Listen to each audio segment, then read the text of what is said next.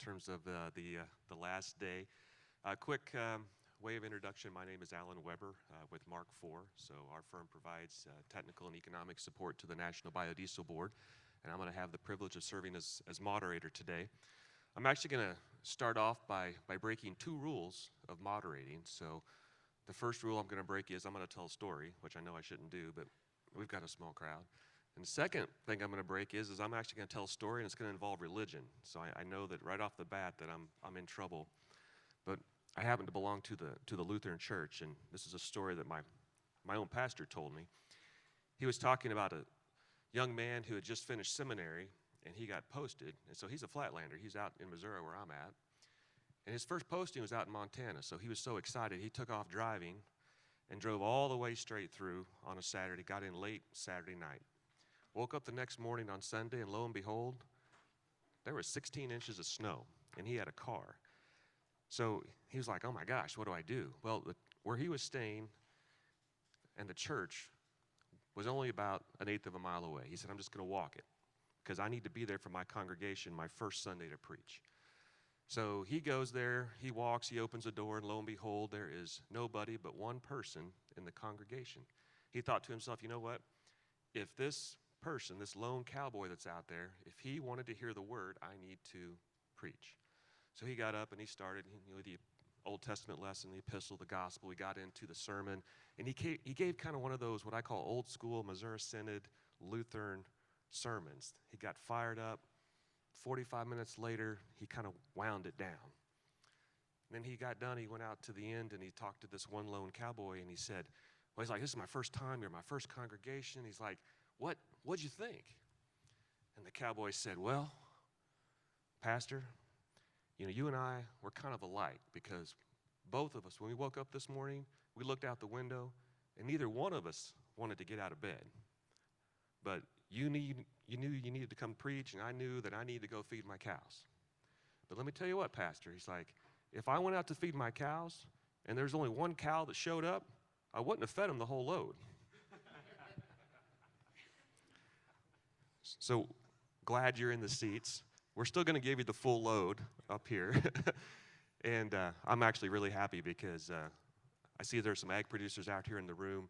Whether you're an ag producer, whether you're a biodiesel producer, trader, broker, there's a couple of things here which are really, really important to our business from a risk standpoint, and it comes down to raw materials or feedstocks, and it comes down to petroleum. Those are two things that we're always trying to mitigate risk with. And we've got a couple of gentlemen with us today that I think I can say decades of experience between the two of you. So what our intent was is to kind of drill down just a little bit deeper on these two aspects. And I've asked both of them to kind of think about 2017. What should we expect?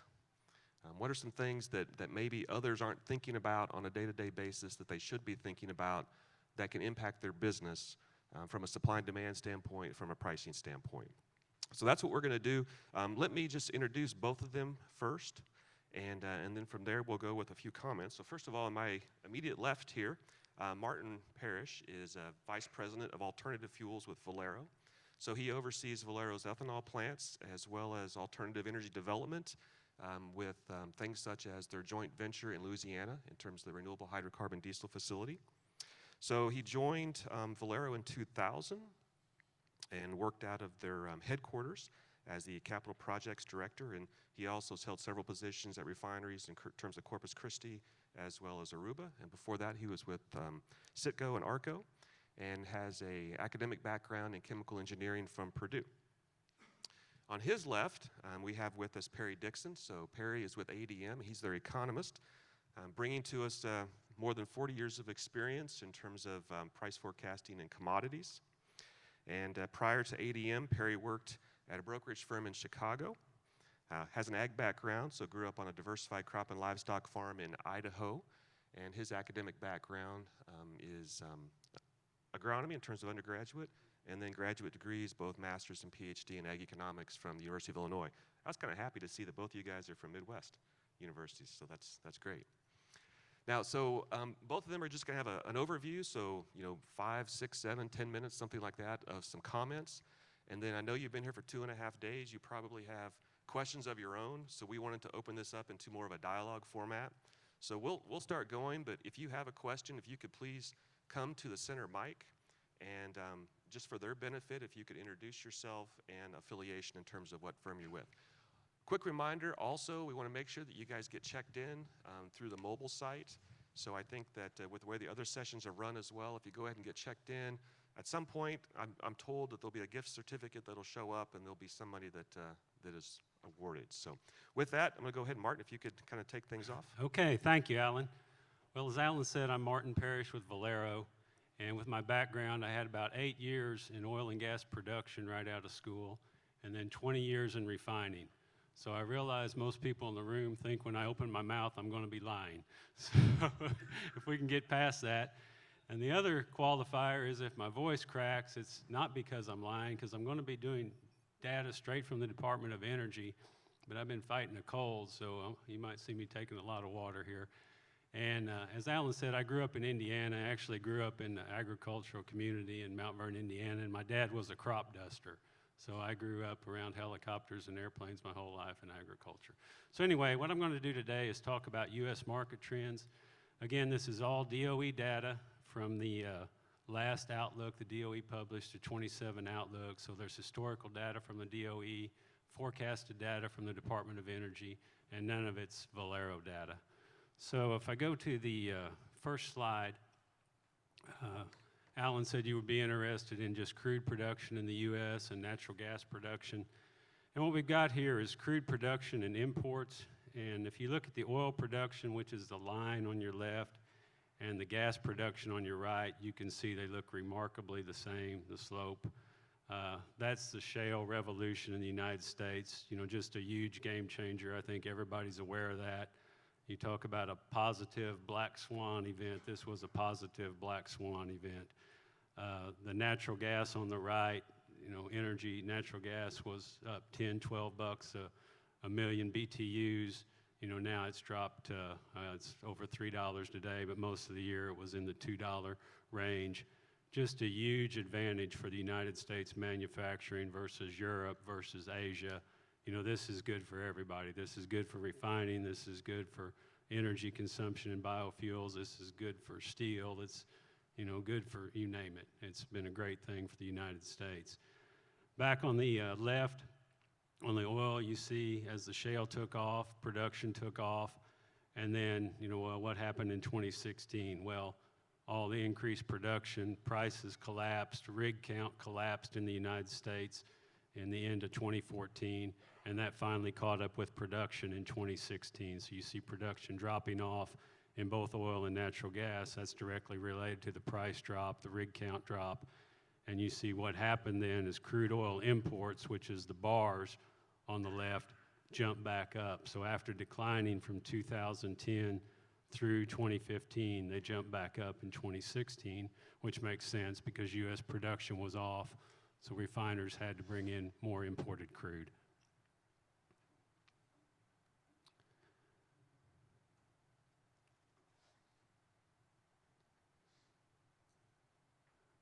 Okay, next slide is, I'm just looking now at some refinery trends here. This is gasoline exports, 12-month moving average from 2005 forward.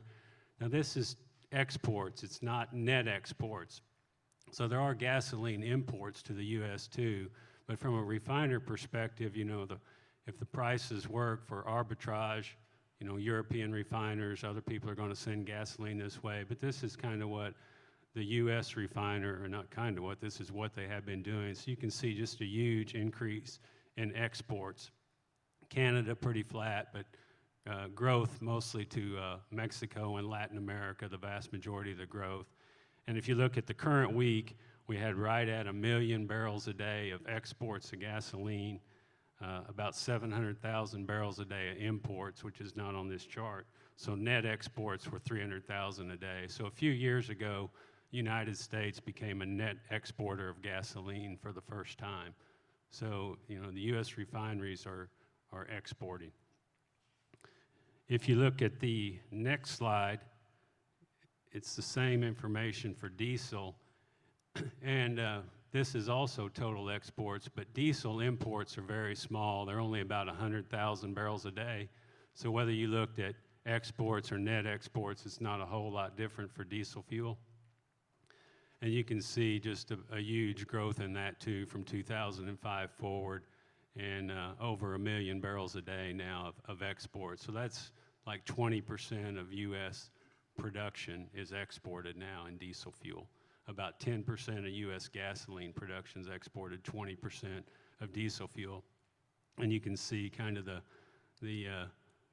here the breakdown is mostly Latin America and then to Europe. So the refiners are, they're in export mode already. The production capacity in the U.S. exceeds U.S. demand for gasoline and diesel fuel both. Southeast Texas, so there's been a huge amount of expansion of the refineries or planned expansions. Do you anticipate seeing a significant increase in exports on both the gasoline side and on the diesel side? If you could, I'll get through that a little bit later, but I'll address that. And if I could have one quick interruption, we're recording the session, and so when we get to the Q&A, we really need people to come up to the mic. Otherwise, the recording won't have the questions. So, thank you. Okay, now I'm going to talk a little bit about history and going forward. And this is U.S. gasoline demand. So when you look at U.S. gasoline demand, it really comes down to two things. Vehicle miles traveled, which is the graph on the left. And you can see we're showing history, or the DOE is showing history from 2005 to the current year, and then a projection going forward from the DOE, Department of Energy, out through 2035. So you can see in 2005, we were at a high level. What happened then is prices were high, gasoline prices were high, so people didn't travel as much. You had the Great Recession in 2009, and then as prices dropped at the pump, you can see that vehicle miles traveled increased, and you would expect them to increase because population in the U.S. is still increasing, right? And you see vehicle miles traveled has continued. The projection is for it to increase. But if you get to the middle graph, you see the new light-duty vehicle CAFE standards, corporate average fuel economy standards. And so you see the progression. We have trucks, we have cars, and then we have the average, which would be the weighted average of the fleet. So if you think trucks, in this one, think F-150s, think half-ton pickups, really. So you can see a new truck in 2025 has to get 38 miles per gallon. So I don't know about you, but my 2005 F-150 gets 16 on a good day. So to get 38, that's a whole different truck, right? Whole different world. And you know why Ford's going to aluminum bodies already in a few things. New cars, 54 miles per gallon. And then you see the average new vehicle up at almost 45. Then the graph on the right is not the standards, but what the fleet will do. So you have to realize fleet, it takes about 20 years for the light fleet to turn over in the United States. So only about 5% a year. So that's what the fleet does. Excuse me. So we'll get to the punchline in a few slides, but if you look at this, the miles per gallon is going up faster than the vehicle miles traveled, so it's going to be demand destruction.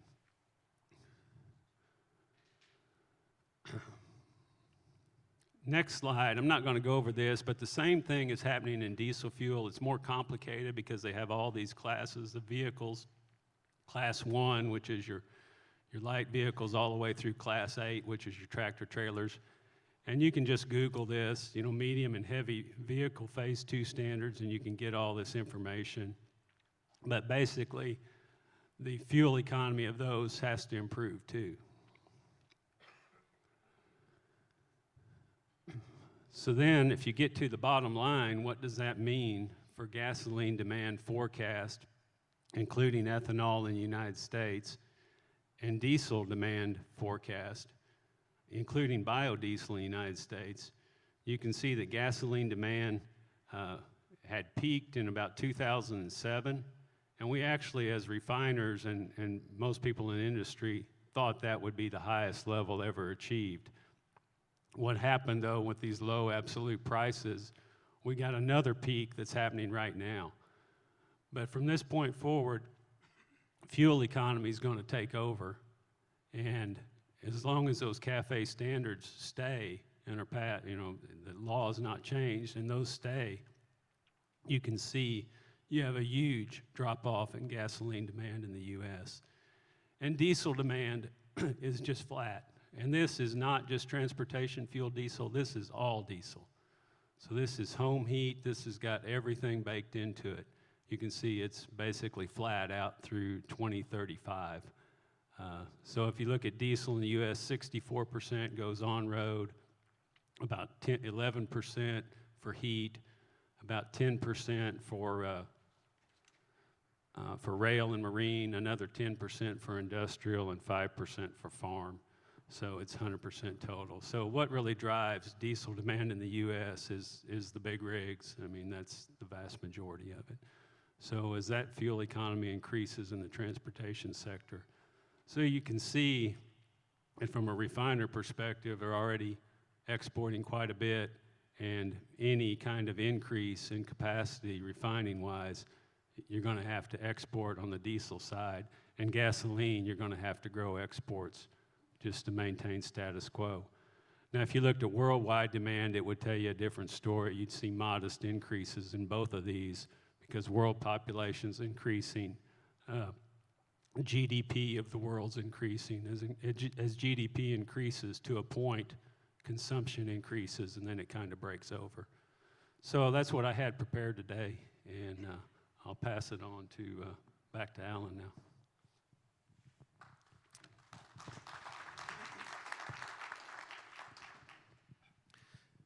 Yeah, so we're getting switched over, and then Perry, if you could, once your slides are up, go ahead and introduce us into the area of raw material supplies. Okay, I appreciate the opportunity. I hope that I'm not the reason for the meager attendance. I've only been here a day and a half, and I hope I haven't managed to alienate that many people. But remembering back, I got remarried about 12 years ago, and my wife and I decided we didn't want to have any kids. So, which was really kind of alienating to our 6 children, but that kind of stuff happened. So what I've been asked to talk about today is to talk about the feedstock and, kind of go around about what are some of the possibilities that we might see going forward here in the individual categories on feedstock. And obviously, kind of look at the issues that we've got going on here. What are the issues that are going to determine? So first of all, what is the effective mandate? Where do we end up in terms of actual numbers for demand for this 2017? And there's obviously a lot of moving parts. I sat in a couple of sessions while I've been here, seen some of the arithmetic on how we arrive, and it's all different, and I think there's some real uncertainties of how we get to what gets borrowed, what comes into terms of RIN retirement, where we end up. But I think I'll go through an example, and I think we have a pretty decent, from the industry point of view, a pretty decent demand base that we're looking at, and is going to create some really interesting scenarios as we get into the heat of this market as to where we source, and there's obviously a lot of global dynamics that go into that. You look at the strength of the dollar, that's going to have an impact. So there's going to be a lot of issues just in determining what the effective mandate is. Then if we look at the import-export sector, what can we count on? And again, I think there's a lot of questions there. I'll show a slide here in a second, looking at the import sector, looking at what Argentina does. We've got real questions about actual production on the soy side right now. We're going through that evolution. Then we have to look at what they do in terms of their government policy. We have to look at the dollar strength versus the peso, how that all figures in. And then it comes down, in the end, to some extent, to a lot of paperwork, what can be certified. And that's going to be an issue going forward as well. So again, there's a lot of question marks there. If we look at the livestock sector, USDA is looking kind of across the board, a little over a 3% increase for 2017 in terms of production slaughter in the livestock sector. which means that as we expand, if we go look back at the effective mandate and we expand our demand base, we're going to have to draw a little bit more from that sector in relation to that 3% growth. So I think that's going to create some opportunities as well as some challenges going forward here as well. Then we look at refining / crush capacity. You look at the soy sector. I don't think that's a real issue, certainly for this crop year. And we've already heard in the industry some intended expansions, some that are going on right now, and some that will take place here over the next year and a half or so. We've also seen, in terms of capacity over the last 10 to 12 months, a lot of debottlenecking in individual crush units, and so we've seen that capacity actually come up. So I don't think, crush capacity is going to be the real issue.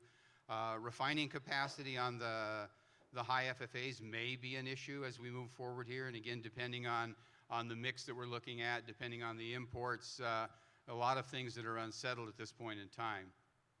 And then I think something that creeps into most of our agricultural markets right now, and will have an impact on our feedstock as we go forward, is what's going on in terms of China ag policy.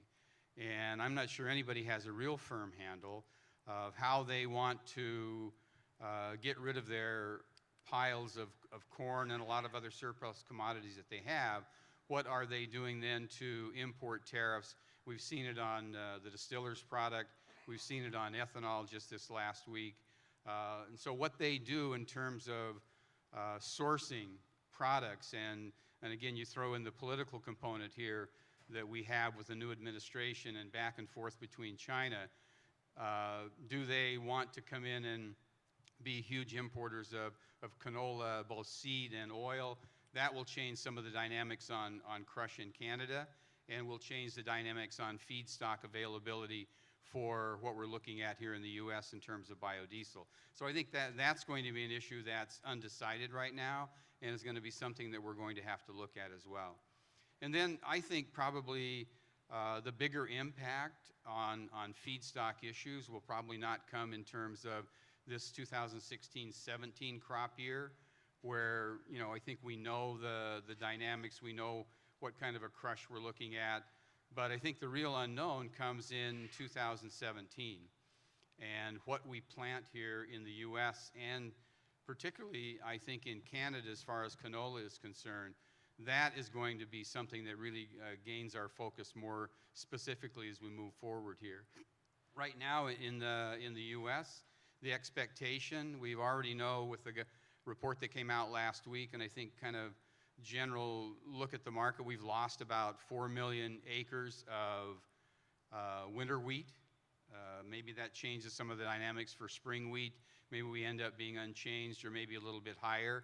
But we already have that pool of acres. Where does that go? And then with the bean-corn ratio that we're looking at today, everything points to a real aggressive planting of beans, unless we see in the farm community credit issues that forces land to go fallow or to stay out of production here. And we generally don't think that can happen, but I think we have seen historical evidence that can happen in a short period of time, that we do see land go unplanted. So that's going to be an issue going forward here as well. So let me just really briefly look at maybe just one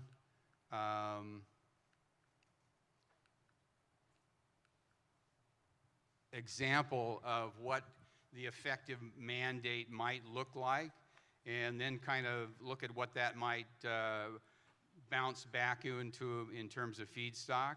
So if we're looking at the arithmetic, and again, I saw some examples yesterday and some presentations as well. We have the 2 billion gallon mandate on its own, and then the pluses and minuses. The RIN retirement, we don't know. You look at acronyms, and the first time I saw the POO, P-O-O, I thought, that's not very attractive, but that's still something that I think is starting to reach agreement in the industry, and maybe that has something to say about how the whole RIN argument works out. But again, that's an unknown. I think yesterday it was already mentioned that of the 15 billion gallon ethanol mandate, that we're looking at a 14.5 to 14.6 that can actually be fulfilled domestically here. So that points to a higher effective mandate on the biodiesel side. And then we look at the advanced gap where we, got some arithmetic there and what we think that might add. So if we end up at a 2.7, a little bit higher effective mandate, then again we come back to the unknowns about imports. And again, I've plugged in a number here of 850 million or billion gallons, or million gallons. Where do we, how much surety do we have of that? And again, probably Argentina is the biggest question mark in terms of imports. Actual quantity, I don't think that's an issue, but it comes back to the certification process and how we finish out this crop year. And there are some people today that would really severely question the ability of Argentina to furnish enough to reach that 850 million gallon import level. So that's something we're going to have to plug in here, because it will change the array of feedstocks that we're going to be looking at if we're going to fulfill, again, question mark, that effective mandate. So if that's what the requirement is here, then you put that into pounds and start looking at it, what we converse about in terms of the balance sheet on soy oil and those issues. Then if we really are at a 13.7 billion pound feedstock, you blow that up into a crude level, we're looking at over 14 billion pounds. And then you start looking at traditional percentages of how it measures out in the feedstock. And we're looking at the vegetable side. Soy has gone between 50 and 59% over the last 3 or 4 years. So if we stay kind of in that ballpark in terms of feedstock, and assume that maybe 10% of that availability comes out of canola, and again, I think that's where China comes back into play. What is going to be their disposition on importing oil and seed? Do we run into some trade issues out of the U.S. in terms of it doesn't make sense that they would introduce a trade issue on the bean side, given that they have that demand and there aren't many other places with the seasonality where they can go.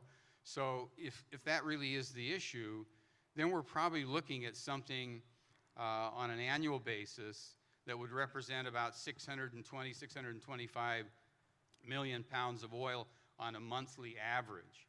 So if that's really the case, then I think you look at what the USDA has in their balance sheet right now and again, they won't come out with their 17, 18 estimates until May, but right now they're probably 100 million pounds on an average monthly basis below where I would calculate that we may have to come to in terms of feedstock.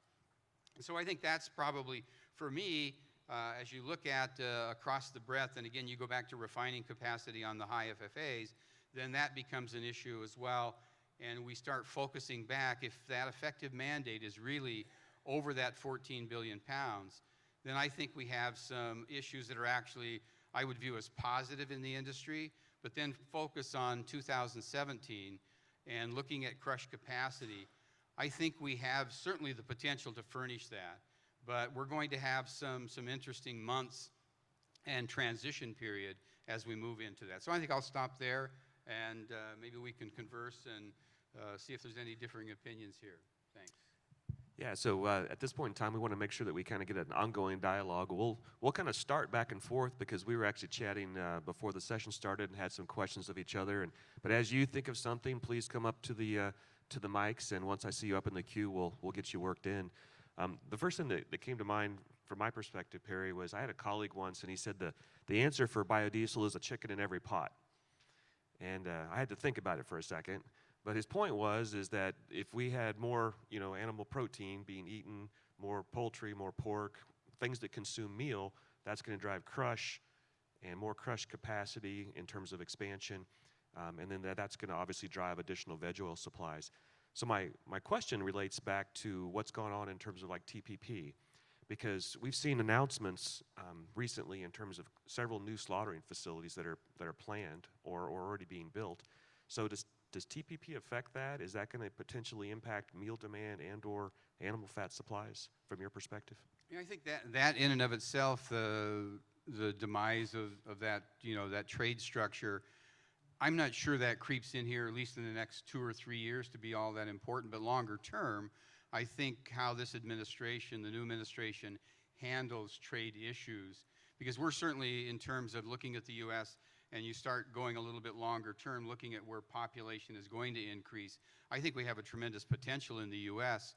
to be increasingly a meat exporter. But if we don't line up, and if we had all these near-term trade issues, then I think that could impact us. And I think you have to maybe go out 3 to 5 years to really see that impact on feedstock for our industry here. Okay, kind of keeping on the topic of trade, I noticed you'd had imports. You had mentioned Argentina. So if you could help us out in terms of understanding, with the new administration in Argentina, they obviously made some announcements in terms of DETs, differential export taxes. They eliminated those in terms of for sunflower, corn, but not necessarily for soy. Right. But they talked about ratcheting those down. How do you think that may potentially impact our industry as it relates both to biodiesel imports, but then also just in terms of the mix of acreage that we might see in Argentina? I think what we know right now is that they've announced that they're going to eliminate the export tax on the bean. They've already eliminated the export taxes for corn and wheat. They limited the reduction in the export tax of beans, but now they're going to go down 0.5% a month till they get to the level that they want to be at. So I don't think that necessarily impacts in the intermediate term here, but what they do longer term will be extremely important. If the differential were to be eliminated altogether on the crushing industry, that's one thing. But then you look at the differential as it kind of comes down to exports of biodiesel. Eliminating that, I don't see that happening on the soy side, but that would certainly put a limit, I think, to profitability and competitiveness on bringing supplies in. Okay, I'm gonna flip over back to the energy side. I love the information that you had presented. That the graph just told the whole story in terms of potential, future demand for gas and distillate kind of holding steady. So as a refiner, do you have any flexibility in terms of that barrel of crude as to how you can tweak? Sure, there's flexibility. If you look at the DOE actually has tables on that. You can look in the DOE data weekly. If you look at the last 5 years historically, the range on gasoline production per barrel of crude input has been from 46 to 54%. So only a range of 8. Diesel fuel has been from like 28 to 32, and jet fuel has been from 9 to 11%. So a pretty tight band. So basically it's 50% gasoline, 40% distillate, and 10% jet fuel out of a refinery. And you can change cut points around, and if you're a more advanced refiner, have more processing equipment, higher conversion refiner, you can probably tweak it a little bit more. We might be able to move like 5% shift from gasoline to diesel, but that would be about the extent of it. Okay, very good. Yes. Hey, good morning. Ron Cutterbo with Biodiesel Magazine. We've heard a lot about the Trump administration and what kind of negative impacts he and his administration might have on the EPA, or not negative impacts, but what the unknowns, what's going to happen with the RFS. There might be something positive too, and that would be, is the Trump administration and can Pruitt perhaps repeal this alternative feedstock tracking method that EPA approved for Argentina that is allowing a lot of this biodiesel to come to the U.S. under the renewable fuel standard? So I certainly don't have an answer for that. I beyond my area of expertise, and I don't know if you have any other opinions here, but I certainly don't have. I don't have an opinion on that one either. You know what I'm talking about. When this Yes, happened, yes. the biodiesel industry the U.S. biodiesel industry was up in arms. Why is EPA doing this? I mean, it seems as if it's a perfect opportunity for a Trump administration to do what its campaign platform talks about, which is to promote domestic jobs and domestic energy. And it would seem to be an easy fix, and we can eliminate 400 million gallons of imports from Argentina. Yeah. Well, I think if it gets on his radar screen, and just personal opinion, right? If you look at his conversation so far with the autos and moving jobs, and it's the same kind of a deal, right? Moving jobs, whether you want to plant in Mexico or the United States. So, I mean, I think it's logical, your argument. Alan, is it something that's doable? I mean, is it doable? Yeah, I think that what the National Biodiesel Board has consistently asked for is just to be able to have that particular program open for public comment, and I think that's the primary push that the industry had with EPA, and I think that they'd still love to have something open for public comment versus administratively how it was handled. So, All right, thanks. Hey, Alan. Mike Rath with Darling. First question goes for Martin. Martin, what needs to take place, or how do they go about changing the CAFE standards? Well, excuse me, the question's the CAFE standards, and to me, this is a great opportunity for biofuels, refiners, auto manufacturers to come together in this new Trump administration. If you think about it, we're all liquid fuel people, and if these standards are getting such that the liquid fuel demand is going down that low consumption, that's really not good for any of us. And the other thing is just consumer choice. I mean, if you want to know what a vehicle that looks like that gets 50 miles per gallon, go to Japan. You can go to Asia and find one. Is that really what you want? So, I mean, to me, it's an opportunity to come together and try to get something a little more reasonable, and I think that's good for all of us that are in the liquid fuel business. And then, Perry, for you, we haven't seen sugar imports come into the U.S., sugar-based ethanol here, and the general feeling is you talk to people, we're not going to, at least the first half of this year. And if this advanced category grows a little bit, are they going to be able to change that over quick, or do you see sugar demand pulling the sugar out and ethanol will stay in Brazil and we'll continue exporting to Brazil? Well, I think the current climate economically and just with physical production, Brazil has run into some obvious issues in terms of weather on their cane crop and planting. So we've seen that limited. That's for one thing. And then if you look at what's happened with sugar prices, that's obviously dictated on the mix in Brazil that that goes to more into sugar in those swing plants. So you don't see that production. I don't see that changing anytime soon. If you look at what's going on in Brazil, I don't see a huge expansion right now of cane area. The investment, the agronomics that goes into that, I don't think that changes short term.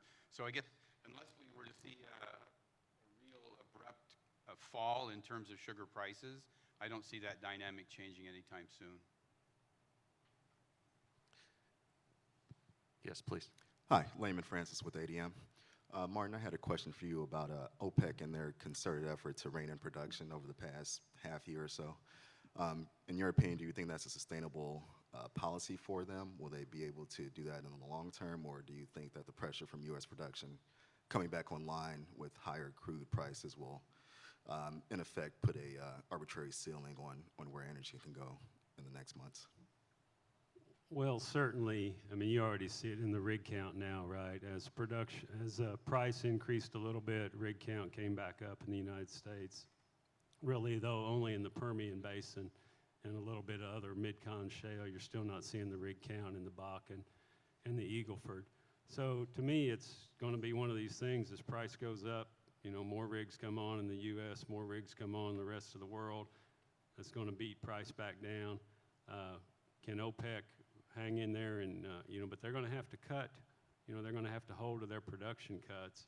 And you think about it, it's the price times the volume they sell, and that's really the only revenue a lot of those OPEC nations have. So I don't, it'll be interesting to see, but I think we're in for a period of fairly low crude prices for longer. I mean, that's what most people are looking at, and I think that's where we're at. You mentioned the rig count, and last week the Baker Hughes number actually kind of leveled off or dropped just a little bit. It had been going up, 3, 4, 5, 6 weeks in a row. So is that just a breather, or why was that an aberration? That No, I think you went up because you were at $40, $45 oil, and now you're at close to $55 Brent. If you look at shale in the United States, I think some of the best fields can start earning a return in the $30, a little over 30 bucks. But you have to get up in this 55, 60 to see anything significant. And like I just said, you haven't seen any real changes yet in these other shale areas. The only one is the most prolific, really, the Permian.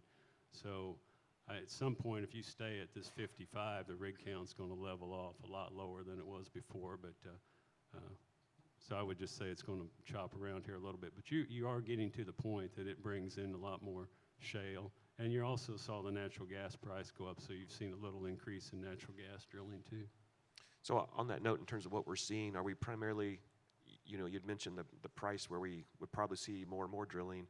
Are we primarily seeing DUCs being, or what in terms of the increase that we're seeing right now? No, I would say, the rig count, if it's already a DUC, would be a drilled, uncompleted well. But, that's already showed up in the rig count if it's a DUC. So, I mean, as when the completion rig comes in, that wouldn't show up, or the fracking, that wouldn't show up in the rig count, is my understanding of it. So, I think, what you're seeing is just, you're to the point now where it makes sense. But, if it stays at $52, $53, it will flatten off at some point there. Just one more question, then I'll let you into any. Just to kind of finalize that out, then, do you see a lot of volatility this year in terms of just crude as well as distillate products, or do you see some stability? I see pretty much stability. Now the wild card is always the Middle East, right? I mean, that's always the wild card when you're talking about oil price and what goes on over there from just political standpoint, and the country's trying to get along or not trying to get along. So we'll see. But outside of that event, we'd look for pretty stable prices. Denny Mauser, Western Iowa Energy. Perry, got a question on the stockpiles of corn in China.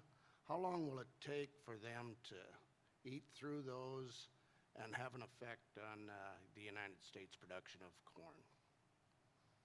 It's a great question. I don't know if I have a great answer. If you look at what USDA is estimating, and they're basically continuing to use official Chinese numbers on stocks, and there are between 106 and 110 million tons with this current crop year. Now, we've heard over the last 4 or 5 months internally coming out of China that it's probably double that. So maybe you're talking 220 million tons of corn. And if you go back and you look at, let's just say the last 6 or 7 years of the policy, which was abandoned for the crop that they harvested last year, they had an internal support price, at least over the last 3 or 4 years, that was double the world price of corn. So obviously, that's where the majority of those stocks were accumulated, was in those last 3 or 4 years. But let's just assume that it's only the 110 million tons. A lot of that obviously is of poor quality, and they're finding that they haven't been willing to lower the price. That poor quality is probably not suitable for their ethanol industry as well, so we're seeing them import more ethanol and the whole level of other imports. So if you look at that buildup, and then you look at what they did internally to substitute for not having to buy that high-priced government corn, was they imported milo, they imported DDGs, to the tune of probably 40 to 55 million tons of other feedstuffs, which then exacerbated their carryover problem. So now they've eliminated the domestic support price, so they're not buying the corn at those high levels. There was a little bit of a downtick in area, they're projected to go up, but I think it's going to take probably, in my opinion, 5 to 7 years to really eliminate those issues. But I think if we go past that period and they really adhere to a more competitive support policy, price policy, then I think in terms of the U.S. corn exporter, then that becomes a viable outlet, I think, for corn down the road. But I think it's going to take that long for them to really work that through the system. And obviously some of that is just going to go completely as waste, and it's just going to have to be eliminated from the books. But over the last 3 or 4 years, that heavy accumulation of stocks, I think, is of viable quality that will be an issue and is going to have to be disposed of. Now, they have talked about exporting this year 2.9 million tons of corn. That's certainly not on the government's books at all. But as you look at what they might do, if they were to turn around and become, here, if they were to become exporters of corn here, then that would really, I think, be a real interruption in terms of what is going on in terms of supply demand. I think this is the one. Number one's All right, good. here we go. So yeah, it's going to take some time, and I think it's going to take a little bit longer time, especially as they allow some of these other imports to come in. Now, they put the big tariff on distillers right now, so that's pushing back on that. But we don't know what might be done here. And then as the new administration comes in, are there any other trade issues that surface here? So Denny, I appreciate the question because now you can see the depth of knowledge that's up here in the seats, and so you get to ask lots of questions. I want to actually flip back to the slide, Martin, that you had showed.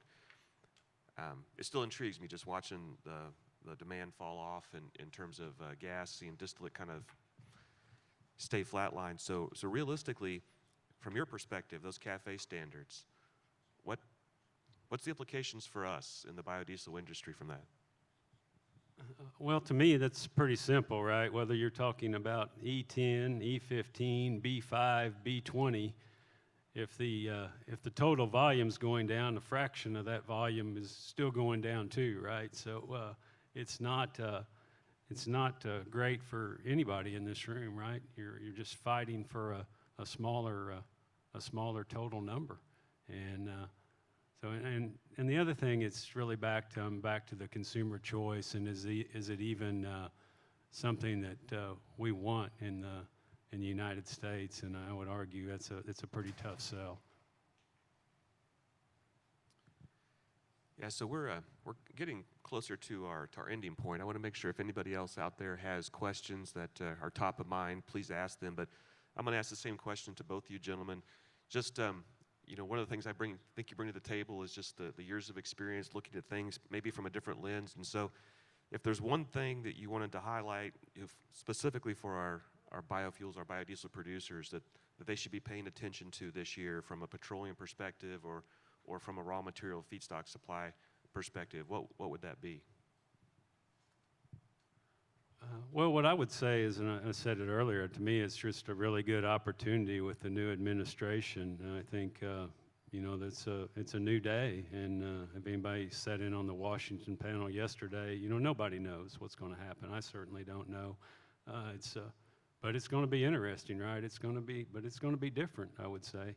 And so a lot of the old paradigms might be out the window. And to me, it's just a really good opportunity for merchant refiners, biofuel producers, and autos to kind of try working together for a change and see what we can do to make it, find a little common ground here. I guess for me, short term, the real issue would be, and I think really short term, is how do we, what does the industry arrive at in terms of what we believe the effective mandate is? And I think when does that really kick in? What do we start to believe about RIN retirement in terms of the point of obligation? Does that kick in here? Do we get a solid idea of that?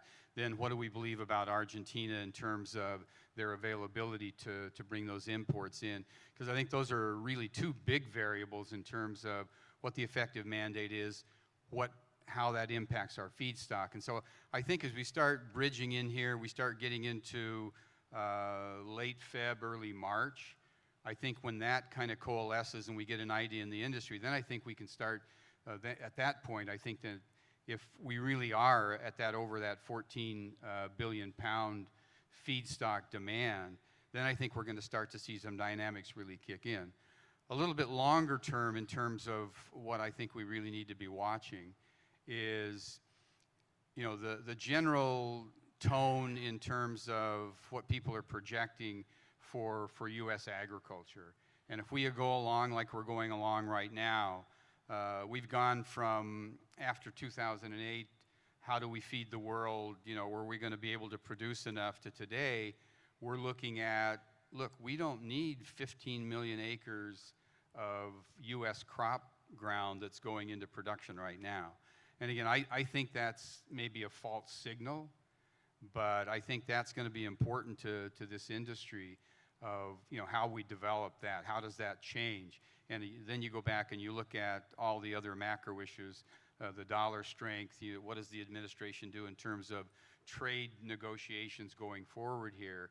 Because we certainly need that export component to become viable. And then kind of bringing that back to short term here, looking at the rural landscape here, do we see land go out of production? What kind of policies will come in under the new farm bill? Will there be new programs? How do we really shore that up? And are we really looking at 15 million acres less demand over the next 5 to 7 years? Those are the issues that I think are going to be important. So any other questions from our group that's out here? If not, I am going to do two things. First, I'm going to thank both of you for being with us, making the, I think you got the crowd, though, at least to come in, so they heard that you were here. And so let's, yeah, please.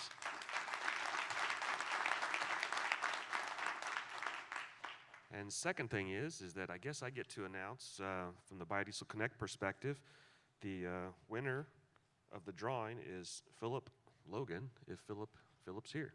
So afterwards, if you could come up, that'd be great. So appreciate everybody being in the seats, and I hope you enjoyed it. I know I did, both talking with these gentlemen beforehand as well as listening to their comments here.